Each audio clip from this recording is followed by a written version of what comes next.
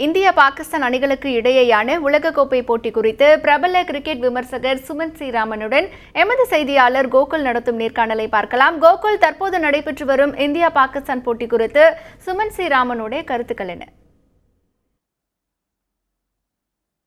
அடிலைடில் நடைபெற்று வரும் இந்தியா பாகிஸ்தான் முதலாவது உலகக்கோப்பை கிரிக்கெட் போட்டியில் முதல் ஆட்டத்தில் இந்தியா பாகிஸ்தான் எதிர்கொண்டு தொடர்ச்சியாக விளையாடிட்டு வர்றாங்க. முதல்ல இந்தியா பேட்டிங் செஞ்சுட்டு வர்றாங்க. தற்பொழுது இந்தியா பேட்டிங் செய்து வருவது குறித்தும் மேலும் இந்தியாவுடைய வெற்றி வாய்ப்பு எப்படி இருக்குது என்பது குறித்தும் பிரபல கிரிக்கெட் விமர்சகர் சுமன் ஸ்ரீராமன் கேட்கலாம். சார், இப்போ இந்தியா ஃபர்ஸ்ட் டாஸ் வின் பண்ணி கேப்டன் தோனி பேட்டிங்கை தேர்வு பண்ணியிருக்காரு. வழக்கமாகவே உலகக்கோப்பை கிரிக்கெட் போட்டியில் பாகிஸ்தானோட இந்தியா ஃபர்ஸ்ட் பேட்டிங் வின் பண்ணி எப்பவுமே ஜெயிச்சிருக்காங்க.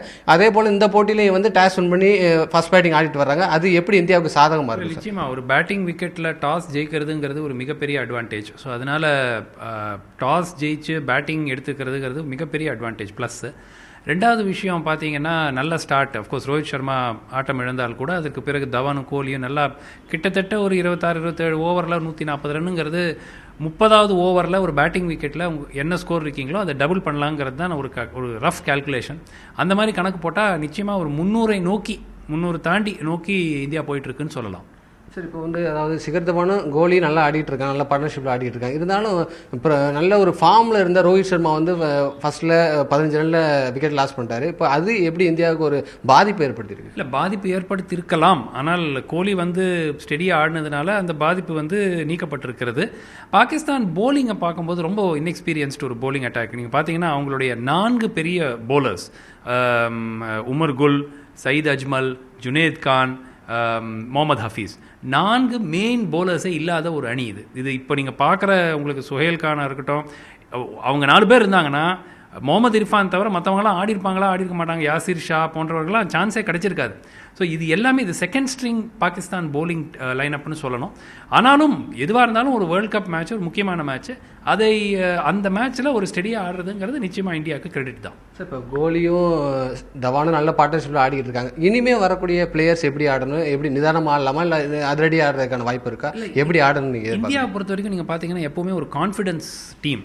முதல்ல ஒரு 20 ஓவர் 25 ஓவரில் நல்லா பிளேயர்ஸ் ஆடிட்டாங்கன்னா பின்னாடி வரவங்களுக்கு மனசில் ஒரு நல்ல ஒரு தைரியம் வந்துடும். ஸோ நிச்சயமாக நான் ஒரு விக்கெட் 2 விக்கெட் போனாலும் ஒரு 280 to 300 ப்ளஸ் டோட்டல் இந்தியா அதுக்கும் தேவைப்படும். ஏன்னா இந்த விக்கெட்டில் பார்த்தீங்கன்னா ஸ்பின்னுக்கும் ஒன்றும் பெரிய அசிஸ்டன்ஸ் இல்லை, ஸ்விங்கும் அவ்வளோ அதிகமாக ஆகலை பால். ஸோ கொஞ்சம் பவுன்ஸ் இருக்கே தவிர ஒரு நல்ல பேட்டிங் விக்கெட். ஸோ நமக்கு நிச்சயமாக 280 to 300 தேவைப்படும். 280 to 300 கிடைக்கும்னு சொல்லலாம். ஸோ இப்போ 5.5 வரைக்கும் ரன் ரேட் போயிட்டுருக்கு. அபோவ் 6க்கு மேலே போச்சுன்னா இந்தியாவோட வெற்றி வாய்ப்பு இருக்குது. அதே மாதிரி பவுலிங்கில் இந்தியா எப்படி பெர்ஃபார்ம் பண்ணணும்? இல்லை, என்னை பொறுத்த வரைக்கும் நான் அதை எப்படி பார்க்குறேன்னா 275 280 ஒரு மினிமம் டார்கெட்டாக வச்சுருக்கேன். அதுக்கு கம்மியாக இந்தியா அடித்தாங்கன்னாக்கா வெற்றி வாய்ப்பு நிச்சயமாக எந்த அளவுக்கு பிரகாசமாக இருக்கும்னு சொல்ல முடியாது. 280க்கு மேலே எவ்வளோ போகிறோமோ அவ்வளோக்கு அவ்வளோ. ஏன்னா நம்ம ஞாபகம் வச்சுக்கணும், நம்ம போலிங் அட்டாக்கும் ஒன்றும் பெரிய போலிங் அட்டாக் கிடையாது. ஸோ கடைசி 2 மாதமாக நம்ம பார்த்துட்ருக்கோம் தொடர்ந்து தோல்விகள். தொடர்ந்து நமக்கு எதிராக ஆடுற அணிகள் 300க்கு மேலே அடிக்கிறதுக்கான பல முறை அடிச்சிருக்காங்க. ஸோ இதை பார்க்கும்பொழுது நிச்சயமாக நமக்கு 280 to 300 தேவைப்படும். அதுக்கு கம்மியானாக்கா வெற்றி வாய்ப்பு கம்மியாக தான் இருக்கும்.